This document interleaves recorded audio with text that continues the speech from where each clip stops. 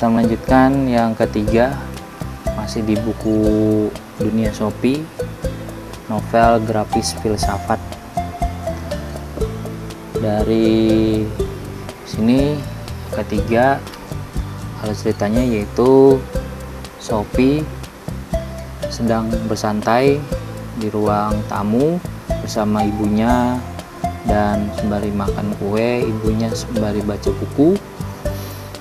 Dan Shopee bertanya pada ibunya, "Ibu tahu filosof perempuan?" Ibunya menjawab, "Tentu," dengan menyebutkan nama-nama filosofnya: Hannah Arendt, Simone Weil, Judith Butler, Martha Nussbaum.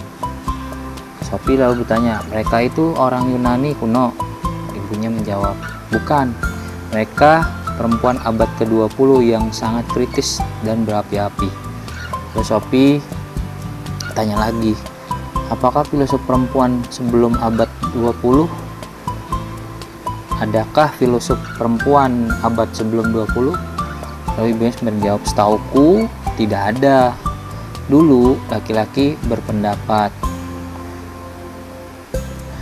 tugas perempuan hanya melahirkan anak dan memasak." Lalu Shopee menjawab, "Ah, sayang, padahal seru kalau..." Sembari ibunya memotong apa. Lalu Shopee menjawab, "Tidak apa-apa." Lalu Shopee setelah habis makan, rapikan piringnya dan, "Terima kasih ibu, masakannya enak. Besok giliranku bikin kue." Ibu sembari membaca buku. Lalu Shopee memandangi jendela yang arah ke kotak surat. Di sana ada surat. Lalu Shopee sembari berpikir, sepertinya para filosof takut bosan di malam hari. Lalu Shopee sembari melihat ibu yang masih membaca buku dan untuk coba ngambil suratnya. Dan Shopee bertanya, "Mengapa Lego dianggap mainan paling cerdik dunia?" Shopee masuk lagi, arah ke kamarnya di lantai 2. Lego. Lalu buka pintunya, apa hubungan dengan filsafat? Pas dibuka, Shopee kaget. Atom dan takdir. Nah, tak perlu susah-susah mencari Legoku untuk menemukan jawaban, kata surat tersebut. Shopee kaget. Lalu Shopee buru-buru tutup jendela. Lalu di situ bagus sekali susunannya, tapi jangan sampai terlihat oleh tetangga supaya mereka tak bertanya-tanya. Lalu Shopee menurut filsafatku masih ada kejutan lain untukku, sembari ditepuk punggungnya Shopee. Lalu Shopee ngadep ke belakang, kagetlah. "Oh, halo Shopee. Aku Demokritus, filosof yang hidup di antara 460 sampai 370 sebelum Masehi." "Wih, halo Demokritus. Kau suka bikin kaget ya?" jawab Shopee. "Aneh, tidak rasanya memperkenalkan diri dengan menyebut tahun kelahiran dan kematianmu. Berbentuk Lego seperti ini pun aneh." "Iya sih," kata Shopee. "Kukira dengan wujud Lego aku bisa menggambarkan teori atomku," jawab Demokritus. "Jadi kau semacam perumpamaan," kata Shopee. "Benar sekali," kata Demokritus. Dari turun, lalu duduk di samping Shopee. Demokritus menjelaskan, "Nah, aku setuju dengan para filsuf pendahuluku bahwa semua perubahan yang terlihat di alam bukanlah perubahan sejati. Menurutku, segala sesuatu tersusun atas balok-balok amat kecil dan masing-masing balok ini bersifat abadi," jawab Demokritus. Shopee berpendapat, "Itu mirip pendapat Anaxagoras." "Lalu benar, tapi lebih baik," kata Demokritus, sembari ngambil Lego di pundaknya. balok-balok menyusun alam ini yang kusebut atom bersifat kekal. Sebab tidak mungkin sesuatu itu muncul dari ketiadaan, jawab Demokritus. Lalu Demokritus memberi perumpamaan. Atom-atom ini dapat bergabung menjadi aneka bentuk yang jumlahnya tak terbatas, bergantung susunannya, kata Demokritus. Sembari yang gajahnya tadi di sampingnya lalu berubah ketika suatu benda hancur atom ketika suatu benda hancur, atom-atom penyusunannya terurai. Lalu yang tadi jadi gajah menjadi jerapah. Kemudian atom-atom itu dapat bergabung kembali menjadi bentuk yang lain, kata Demokritus. Lalu surat itu di sampingnya keluar tulisan. Sekarang kita tahu bahwa teori Demokritus relatif benar. Alam ini tersusun dari atom-atom yang bersatu dan terpecah lagi. Tulisan itu lalu menyusun huruf atom hidrogen yang ada di sebuah sel di ujung rambutmu mungkin pernah jadi bagian dari hidung jerapah. Lalu si jerapah sembari ngendus kepalanya. Maaf, atom ku ambil kembali. Lalu Demokritus duduk santai di situ. Berkat kemajuan ilmu pengetahuan, atom dapat dibagi lagi menjadi partikel dasar yang lebih kecil lagi, yaitu proton, neutron, dan elektron. Lalu Demokritus pendapat, aku bisa memikirkan semua itu tanpa bantuan perangkat elektronik modern sama sekali. Lalu Sophie berpendapat, hanya dengan kekuatan akal. Dan menurutku tidak ada sosok ilahi jiwa di balik berbagai fenomena alam, jawab Demokritus. Maksudmu tidak ada desain tertentu yang sengaja menggerakkan atom-atom itu, jawab Sophie. Tidak semua hanya pergerakan mekanis, jawab lagi sama Demokritus.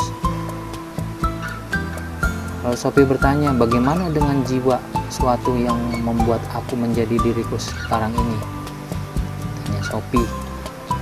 Demokritus menjawab, ketika seorang mati, atom-atom jiwanya menyebar ke segala arah dan bisa bersatu kembali menjadi jiwa baru. Lalu Sophie menimpali, jadi menurutmu tidak ada jiwa yang kekal dan tidak ada kesenjangan atau rancangan dalam evolusi? Benar, aku seorang materialis, jawab Demokritus. Lalu legonya menjadi hancur. Jadi menurut Demokritus, kita cuma sekumpulan atom yang sedang bergerak dan tak ada apa-apa selain kematian. Baiklah, takdir yang aneh, kita akan mati lalu tak ada apa-apa, bikin kecewa saja, jawab Sophie. Kau percaya pada takdir, Sophie? Tulisan itu bertanya. Kadang aku bisa ramalan zodiak tapi cuma iseng-iseng.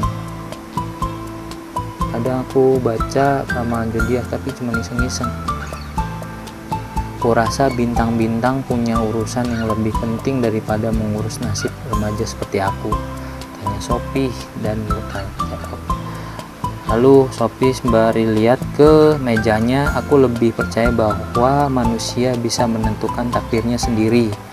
Lalu siapa filosof yang mengirimku surat berisi huruf-huruf terbang dan tokoh-tokoh yang keluar dari amplop? Aku sangat penasaran siapa orangnya. Sophie ingin tahu. Lalu jam menunjukkan sekitar jam 11:30. Sophie muak. Ya, sepertinya ini akan makan waktu lama. Baiklah. Filosof yang terhormat, terima kasih telah bermurah hati mengajariku filsafat lewat surat. Aku belajar sangat banyak dan aku sangat senang jika boleh mengajukan pelajaran. Tapi aku merasa sedih tidak mengenal siapa dirimu. Aku sangat ingin bertemu denganmu, muridmu Sophie Mustet. Tulis surat. Lalu Sophie tulis surat kepada filsuf misterius. Sial. Lalu keluar di pelan-pelan, dan di sini Sophie keluar lewat jendela ya. Lalu mau naruh suratnya, malah ada surat lagi. Sophie yang baik, mau dibuka suratnya. Sophie yang baik, terima kasih atas ketarikanmu untuk mengenalku. Tapi kau tak boleh memata-mataiku atau berusaha menemuiku. Semua ada waktunya. Filsuf misterius Sophie. Bagaimana mungkin dia bisa membalas surat yang belum dia diterima? Hanya Sophie sembari bingung. Dia bukan hanya filsuf tapi juga pesulap. Lalu Sophie naruh, ya ayo kita lihat amplop baru ini. Dibuka amplop itu, tersangkut di kotak surat. Lalu ketika kebuka, tulisan muncul, orang-orang Yunani percaya akan fatalisme. Sophie melihat tulisan itu. Fatalisme artinya kepercayaan bahwa semua yang terjadi telah ditentukan sejak awal. Sebagian besar orang Yunani bahkan percaya manusia bisa mengakses informasi tentang takdir mereka dengan bantuan para peramal. Lalu Sophie melihat ke kotak surat, dan di situ ada bangunan yang bertulisan kenali dirimu sendiri. Sophie kaget, wow bagusnya. Sophie sembari terpukau melihat orang yang ada di kotak surat. Lalu orang muncul, Fatia sang peramal telah berbicara. Maukah kau mengetahui apa yang diramalkan atas dirimu di sini? Devil nggak mau. Sophie melirik. Kau yang menjalani kehidupan yang aneh tapi hebat, Sophie, tak dapat disentuh dan abadi. Sangat berbeda dari kehidupan orang biasa. Jangan bersedih atas siapa dirimu, karena kau akan hidup selama-lamanya dalam ingatan. Dalam surat tersebut, lalu orangnya balik lagi, lalu menghilang. Tunggu, kembalilah, aku tak mengerti, kata Sophie. Lalu surat itu bicara lagi. Jangan melupakan hal terpenting, Sophie. Kenali dirimu sendiri dan kau akan memperoleh jawaban atas pertanyaanmu. Lalu hilang bangunan tersebut. Lalu tulisan itu ada di tangan telapaknya Sophie. Kenali dirimu sendiri. Kenali dirimu sendiri. Menggelikan. Kenapa kalimat itu harus diulang-ulang, kata Sophie. Sophie ambil suratnya, lalu buka. Setelah dibuka, situ ada tulisan, orang-orang Yunani percaya bahwa takdir tidak hanya menentukan kehidupan satu orang, tapi juga nasib seluruh dunia. Menurut mereka, hasil perang dapat ditentukan oleh para dewa.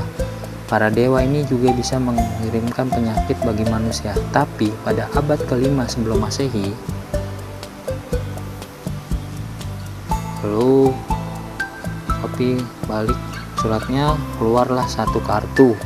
Aku mengubah cara pandang terhadap sejarah. Jadi kekalahan perang bukan disebabkan oleh tindakan para dewa. Bisa dibilang akulah bapak sejarah modern. Terus 480 sampai dengan 425 sebelum Masehi. Salah satu filsuf. Baiklah, Herodotus, bapak sejarah. Lalu keluar lagi satu kartu. Aku memberi penjelasan alamiah tentang sehat dan sakit. Sakit terjadi karena ketidakkeseimbangan mental atau fisik. Kesehatan yang baik datang dari keselarasan. Hippocrates 460 sampai dengan 377 sebelum Masehi, itu saja. Lalu ada tulisan di kartu itu, Hippocrates masih menjadi tokoh penting hingga kini, sebab para dokter masih mengucapkan sumpahnya. Sumpah Hippocrates isi antara lain, dokter tidak boleh meresepkan obat kepada orang sehat. Dokter harus menjaga kerahasiaan pasiennya. Oke, kalau Sophie sembari terdiam di dekat kotak surat. Tapi aku penasaran apa maksud perkataan Pate ya, bahwa aku akan hidup dalam ingatan dan aku tidak dapat disentuh. Aku sangat terasa, kok dirasa disentuh, sembari megang pipinya. Filsafat itu melelahkan. Semua pertanyaan besar ini. Lalu Sophie tertidur dan disitu muncullah sosok bayangan yang menaruh surat. Setelah itu pergi. Lalu Sophie terbangun karena gerakannya dan melihat seseorang. Bisa-bisanya aku tertidur tepat ketika dia datang seperti ini. Lalu Sophie mengejar sembari megang surat itu. Aku tak mau ditakdirkan untuk selalu pasif menunggu pelajaran dari filsuf misterius. Sembari kesal dan membuka surat, ada saatnya kita yang memegang kendali, kata Sophie. Lalu Sophie dibawa masuk ke, mari kita lihat kemana. Sophie masuk kotak surat dan terbanglah Athena dan Socrates. Oke, video kali ini sampai di sini. Nanti kita lanjutkan ke yang keempat, Athena dan Socrates, teman-teman. Yang sudah baca silahkan komen